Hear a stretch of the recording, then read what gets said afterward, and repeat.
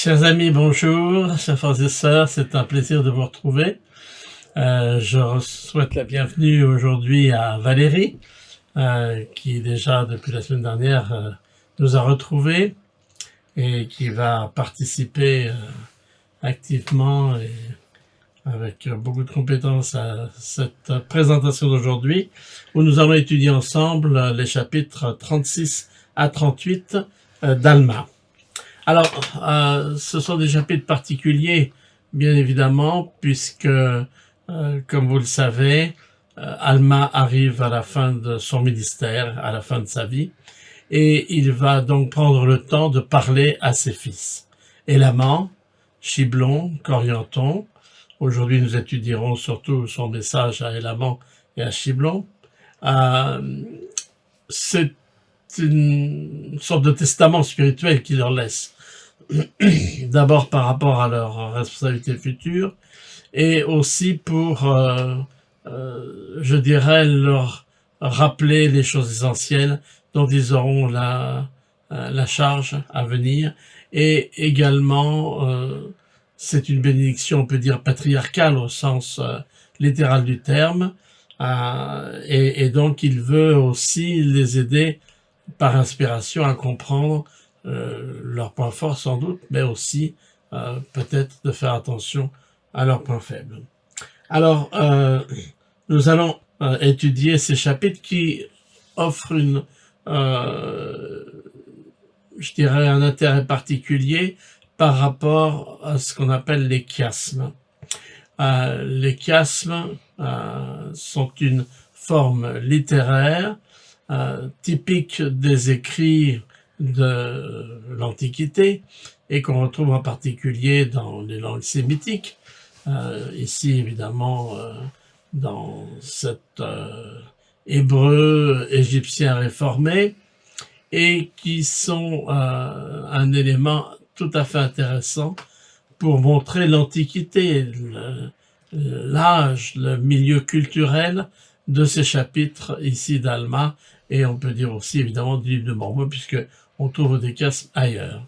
Récemment, frère et sœur Welch étaient de passage à Paris.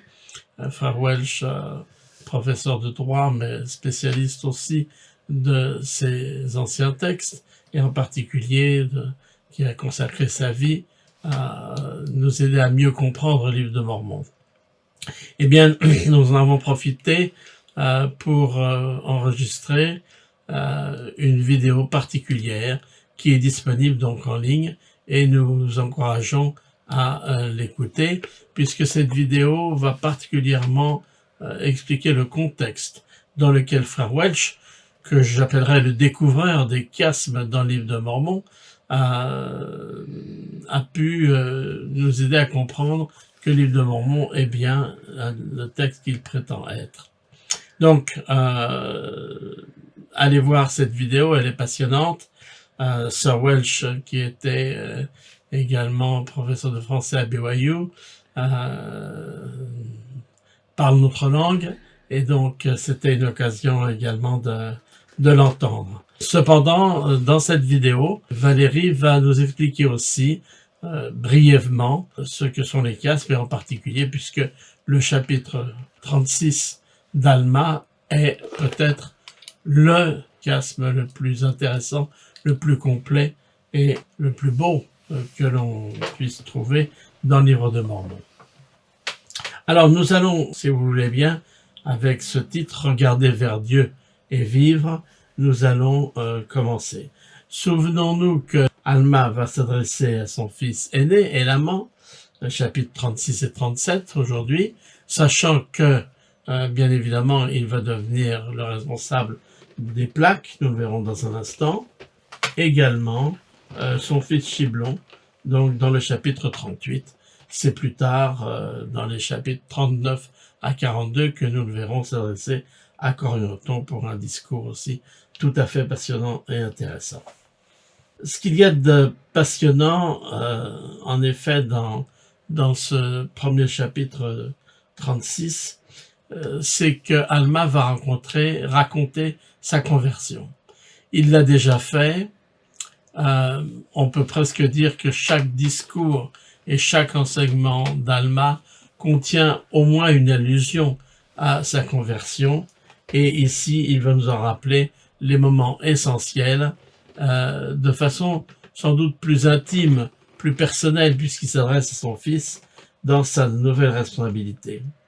Et dans les versets 6 à 10, de 36, nous lisons les textes suivants. « Car j'allais partout, nous rappelle-t-il, avec les fils de Mosia, cherchant à détruire l'église de Dieu, mais voici, Dieu envoya son Saint-Ange nous arrêter en chemin. » Vous vous en souviendrez, nous avons déjà étudié ces événements-là. Et voici, il nous parla, l'ange, comme si c'était la voix du tonnerre, et la terre entière trembla sous nos pieds, et nous tombâmes tous par terre, car la crainte du Seigneur s'était abattue sur nous. Donc l'apparition de l'ange, la crainte, évidemment on pense aussi à Paul, qui plus tard vivra une expérience très similaire à celle-ci, et il continue en disant, « Mais voici, la voix me dit, lève-toi, et je me levai, et me tins debout, et vis l'ange. Et il me dit, si tu veux de toi-même être détruit, ne cherche plus à détruire l'église de Dieu. Et enfin, il arriva que je tombais par terre, et ce fut pendant 3 jours et 3 nuits, que je ne pus ouvrir la bouche, ni nul usage de mes membres. » Donc, on a ces récits parallèles, on les a dans Mosia 29, dans Alma, dans le 38, on le reverra aussi dans Alma 39. Donc, cette conversion d'Alma, évidemment, a marqué toute sa vie. Ça a tout changé pour lui. Et à partir de là, il a commencé une nouvelle existence au service du Seigneur, ainsi que les fils de Mosia, nous l'avons vu, dans leur mission aux Lamanites. Cependant, ici, il va plus profondément encore dans ce qu'il a ressenti et ce qui a causé ce changement. D'où le chiasme qui petit à petit nous amène à un point crucial et nous verrons de quoi il s'agit.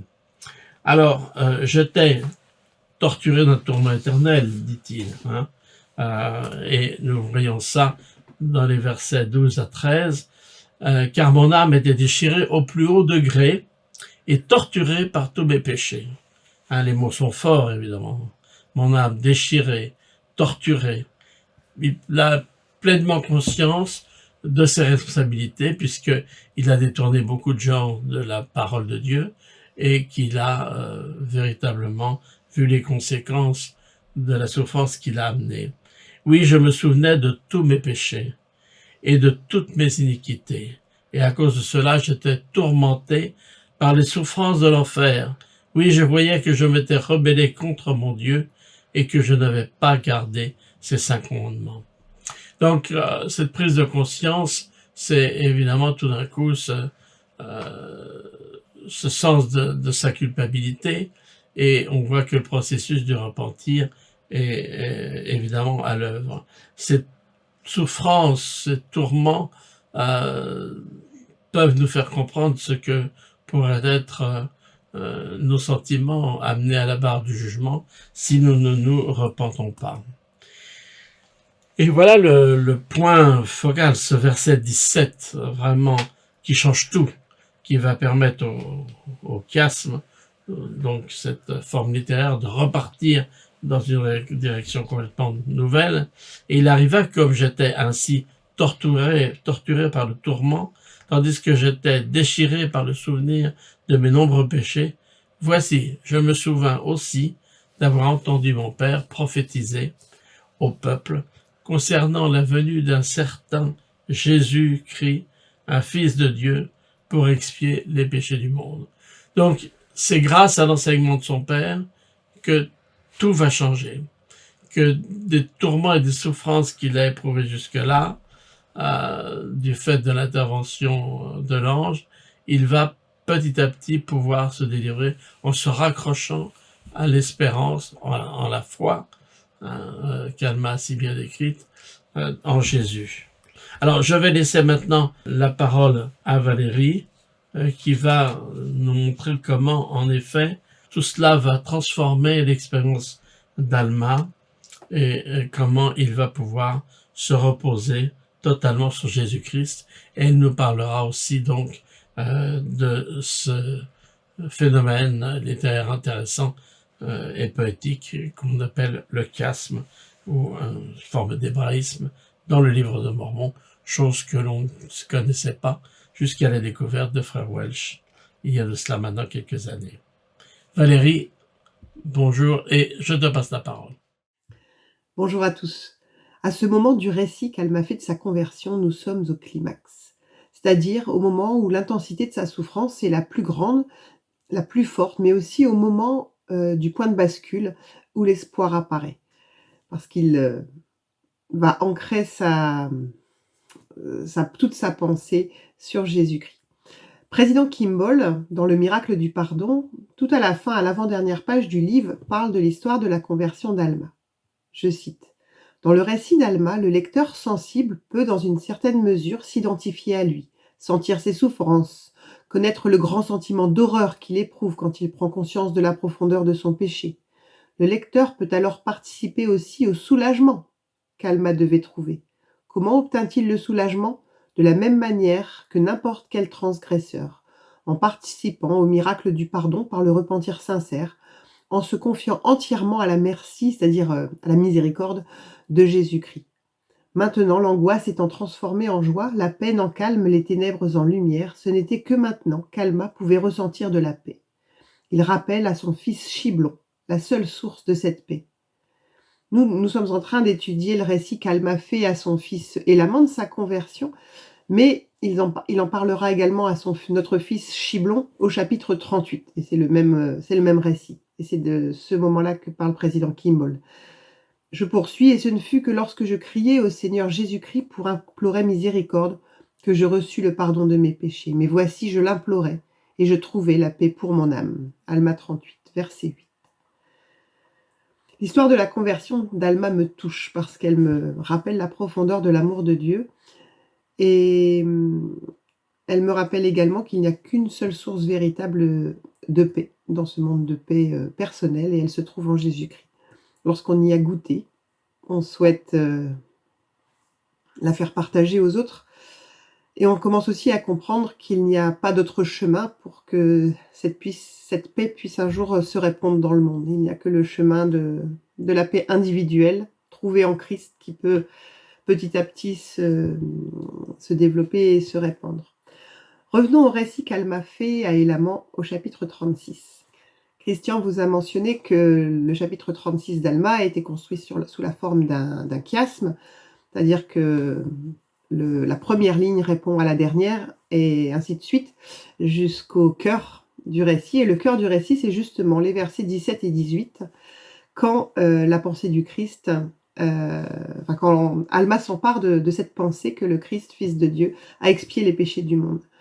Et c'est ce point de bascule qui permet la structure de tout le chapitre, et j'espère que vous aurez l'occasion de vous plonger dans cette étude qui en vaut la peine. Ici, le verset 18.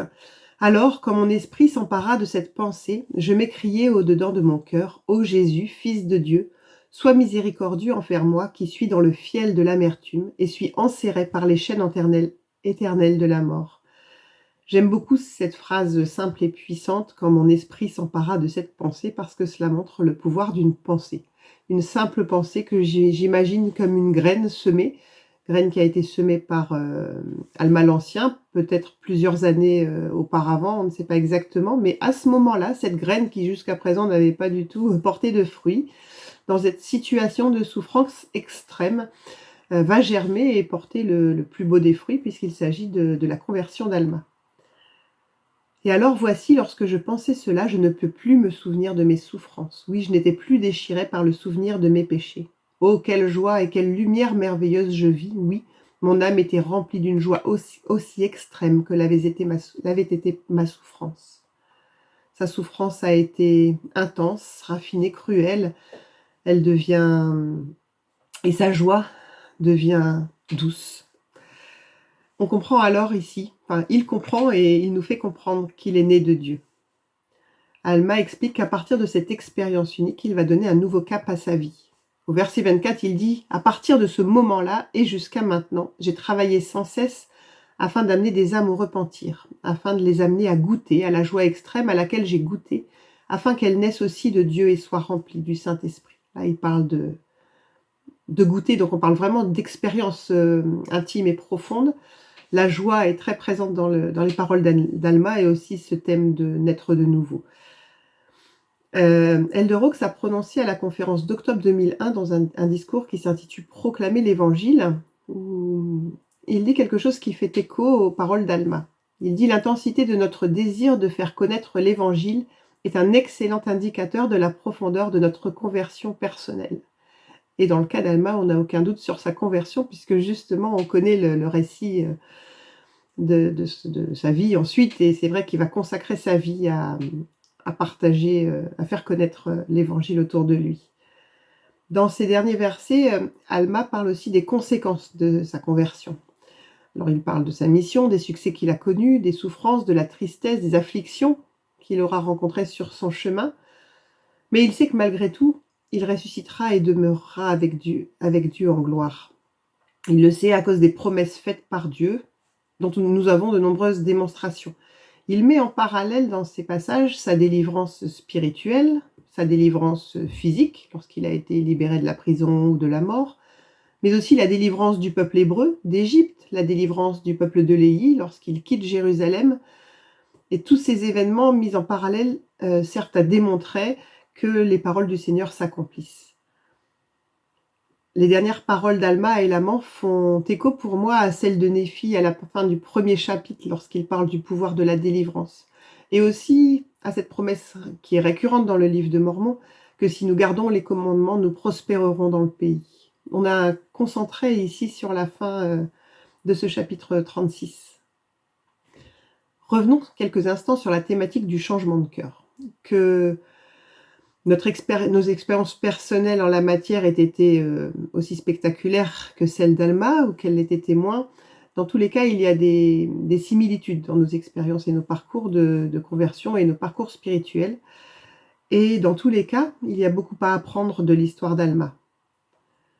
La première citation que je vais partager avec vous, c'est celle de Ezra Taft Benson, qui vient de octobre 1989 dans l'Ensign, A Mighty Change of Heart. Le repentir signifie davantage que simplement un changement de comportement. Beaucoup d'hommes et de femmes dans le monde manifestent une grande volonté et de l'autodiscipline pour surmonter de mauvaises habitudes et les faiblesses de la chair. Pourtant, alors même qu'ils font cela, ils n'ont aucune pensée pour le mettre, parfois le rejetant même ouvertement. De tels changements de comportement, bien qu'ils aillent dans la bonne direction, ne constituent pas le vrai repentir. Le repentir n'implique pas seulement un changement d'action, mais un changement de cœur. Vraiment très très belle citation. Et la deuxième vient de la conférence générale d'octobre 1991, d'un discours d'Eli Nash Hawks, La joie et la miséricorde. La joie qui provient de la rémission des péchés provient de l'Esprit du Seigneur. C'est l'accomplissement de la promesse du Seigneur, je te donnerai de mon esprit, ce qui remplira ton âme de joie. Comme l'a enseigné l'apôtre Paul, le fruit de l'esprit, c'est l'amour, la joie et la paix. Le fruit est donné de la même manière à chacun, aux riches et aux pauvres, aux célèbres et aux obscurs. En accordant son plus grand don de miséricorde par l'expiation, Dieu ne fait pas exception de personne. Alors nous arrivons donc au chapitre 37 et merci à Valérie de nous avoir fait mieux comprendre cette conversion d'Alma dont il a apporté témoignage à son fils Elaman. Et il continue en reprenant de façon plus détaillée encore les responsabilités qu'Elaman va devoir assumer maintenant. Et il va avoir cette expression. Or, il se peut que tu penses que c'est la folie de ma part. Mais voici, je te dis que c'est par des choses petites et simples que de grandes choses sont réalisées et de petits moyens confondent, dans de nombreux cas, les sages. Et il continue au verset 7, « Et le Seigneur Dieu fait usage de moyens pour réaliser ses grands et éternels desseins. Et c'est par de très petits moyens que le Seigneur confond les sages et réalise le salut de nombreuses âmes. » C'est intéressant en effet de voir ici que on peut presque dire, vous connaissez l'expression, que Dieu est dans les détails, que quelque part, dans les petites choses, peut apparaître ce qui est grand, et bien souvent dans notre vie, ce sont ces petits détails, ces événements qui pourraient paraître mineurs au premier abord, mais qui nous font prendre conscience que nous ne sommes pas seuls. Et évidemment, Alma va expliquer davantage encore ce qu'il veut dire. Alors, il va faire ici toute la liste des choses qu'il va devoir préserver et qui déjà ont été préservées, dit-il, dans un sage dessein qui lui est propre. Nous allons en effet avoir la liste des responsabilités. D'abord, Élaman sera responsable des plaques de Néphi. Et les suivantes, garder sacré toutes ces choses que j'ai gardées dans le but sage. Il va parler aussi des plaques d'airain. Souvenez-vous des plaques d'airain que Néphi et ses frères sont allés chercher auprès de Laban parce qu'elles avaient en effet les saintes écritures de l'époque, c'est-à-dire ce qu'on pourrait appeler leur Ancien Testament, si je puis dire, qui d'ailleurs, nous l'avons vu, comprend des livres que nous n'avons plus, et également, chose importante, la généalogie de leurs ancêtres. Alma continue au verset 8, en nous parlant d'un fait intéressant. Il dit finalement, la sagesse, elle est aussi là, c'est que les Écritures, puisque c'est de ça qu'il s'agit, une fois qu'elles sont préservées, vont accroître la mémoire du peuple. Je crois en effet que pour nous, c'est l'un des motifs essentiels des Écritures que nous possédons et que nous pouvons consulter, c'est que quelque part, elles nous donnent l'occasion d'apprendre des expériences des autres, de comprendre pourquoi il est important de suivre le Christ et le Dieu Père éternel pour apporter le salut à notre âme. Au verset 11, il dit qu'il y a des mystères qui ne sont pas encore révélés, donc il y a beaucoup de choses à venir, et évidemment depuis nous savons que beaucoup d'autres choses sont apparues qui nous aident dans notre compréhension de la parole de Dieu et du message du Christ. Et il lui dit enfin, souviens-toi mon fils, que Dieu t'a confié ces choses qui sont sacrées et qu'il a gardées sacrées.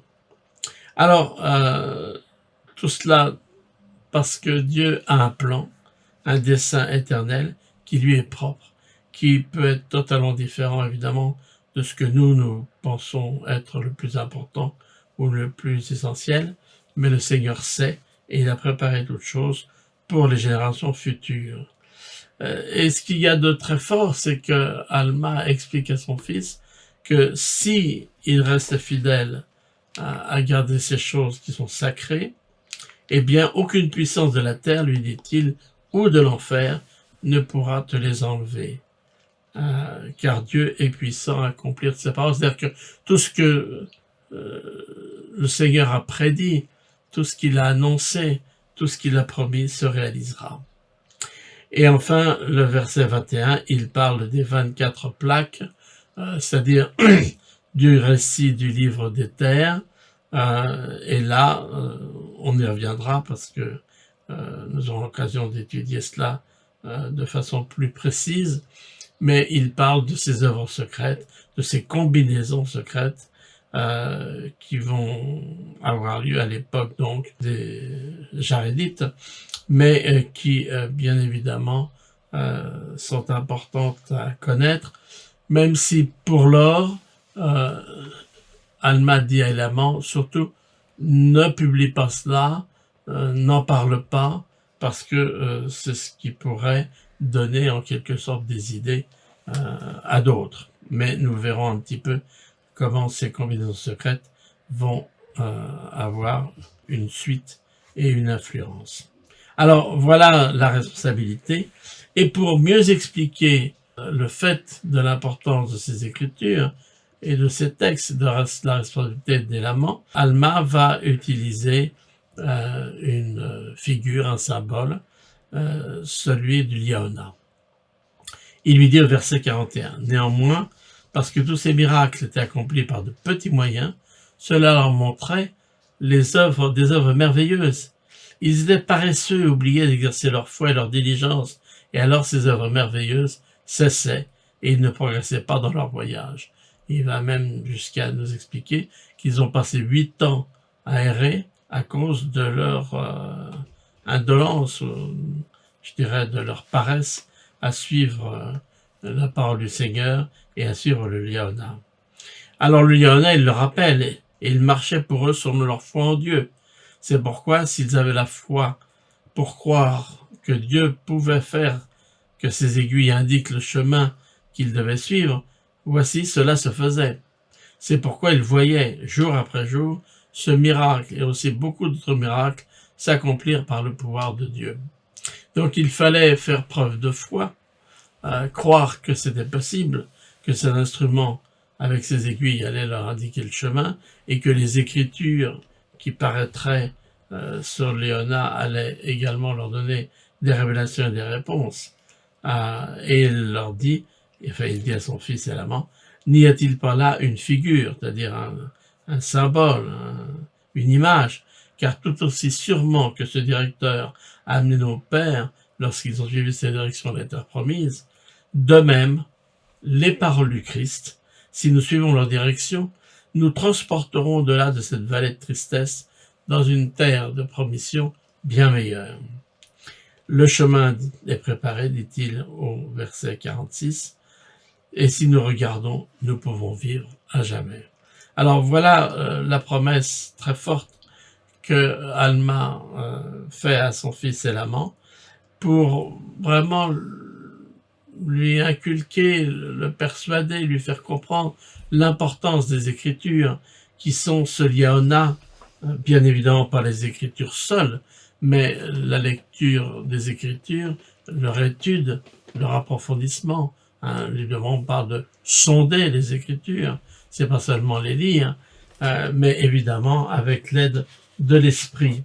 Et cet Esprit qui peut nous permettre à nous aussi de comprendre la parole de Dieu et de savoir quelle direction prendre et voir en effet ces miracles qui s'ajoutent les uns aux autres. Nous allons maintenant laisser l'amant et passer au deuxième fils, Chiblon.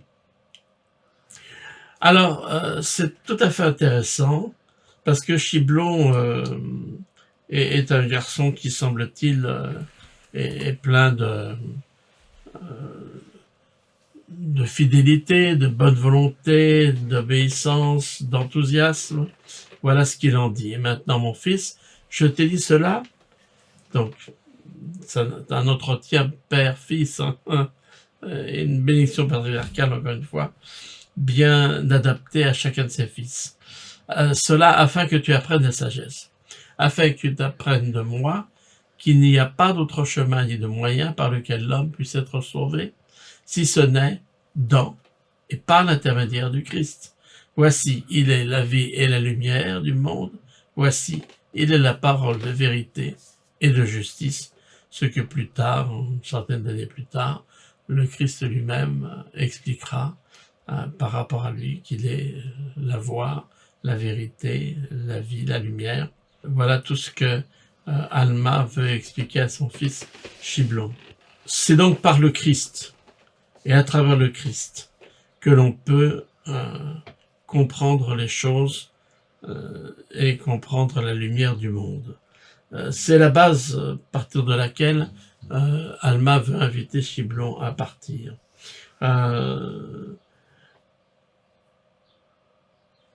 Il connaît très bien son fils, Alma. C'est tout à fait évident à la lecture de ce chapitre 38. Il le connaît bien dans ses enthousiasmes. Il le connaît bien aussi peut-être dans ses tendances à certains excès. Donc il va le mettre en garde. Comme le fait souvent une bénédiction patriarcale, il va montrer que c'est un homme de bien, ça il le sait, mais c'est un garçon, c'est un homme qui a aussi ses faiblesses et ses tentations. Donc il va l'aider à se focaliser sur ce qui fait de lui un bon missionnaire, ce qui fait de lui un bon disciple, ce qui fera de lui un bon dirigeant. Et au verset 10, il met cela en lumière. Et maintenant, comme tu as commencé à enseigner la parole, de même, je voudrais que tu continues à enseigner, et je voudrais que tu sois diligent et modéré en tout. Veille, lui dit-il, à ne pas être enflé dans l'orgueil. Oui, veille à ne pas te vanter de ta sagesse, ni de ta grande force. On imagine que Alma a déjà vu cela chez Chiblon. Use de hardiesse, mais pas d'arrogance. Be bold, dit le texte anglais, but not overbearing. Les mots en anglais sont aussi très intéressants. Use de hardiesse, mais pas d'arrogance. Et veille aussi à tenir toutes tes passions en bride, afin d'être rempli d'amour. Veille à t'abstenir de l'oisiveté. Donc vous voyez, ces conseils ciselés, choisis, faits pour lui. C'est pas un discours général, c'est des conseils un père à son fils. Il le connaît, il l'aime, il veut l'aider. Alors, ma carrière dans l'équitation n'a pas été des plus brillantes, mais comme beaucoup d'entre vous sans doute, j'ai appris ce que pouvait être la bride et le mors, reste que l'on met dans la bouche du cheval. Point sensible, mais qui permet de le diriger, de freiner parfois son enthousiasme et de l'aider à aller dans la bonne direction. Alors, tenir en bride toutes ces passions, c'est reconnaître que on puisse être fougueux, on puisse avoir des tentations de par nos personnalités, mais que l'important n'est pas de dire je suis comme ça, c'est moi, voilà, comme une espèce de fin de non-recevoir. Non, on doit tenir en bride ces passions, ces tendances, cette volonté parfois qui nous entraîne à être un peu excessif d'une manière ou d'une autre. J'aime bien ce que l'on trouve dans Alma 63, c'est le dernier chapitre d'Alma, les versets 1 et 2. Il arriva qu'au commencement de la 36e année du règne des juges, nous sommes là 50 ans avant Jésus-Christ, sur le peuple de Néphi, Chiblon prit possession des objets sacrés qui avaient été remis par Alma à Élaman. Donc il va faire suite à son frère Élaman dans la responsabilité qu'on a décrite tout à l'heure. Et verset 2, et c'était Chiblon, donc un homme juste, et il marchait en droiture devant Dieu, et il s'appliquait à faire continuellement le bien, à garder les commandements du Seigneur son Dieu, et son frère aussi. Je pense qu'il est important que nous ayons ces conseils qui ont été donnés. Et maintenant, comme tu as commencé à enseigner la parole, de même je voudrais que tu continues à enseigner, et je voudrais que tu sois diligent et modéré en tout. Diligent et modéré en tout. Je pense que c'est un conseil qui peut nous être donné à nous aussi. Soyons diligents et modérés en tout. Faisons en sorte de gagner la course. C'est ce que je nous souhaite à tous, au nom de Jésus-Christ. Amen.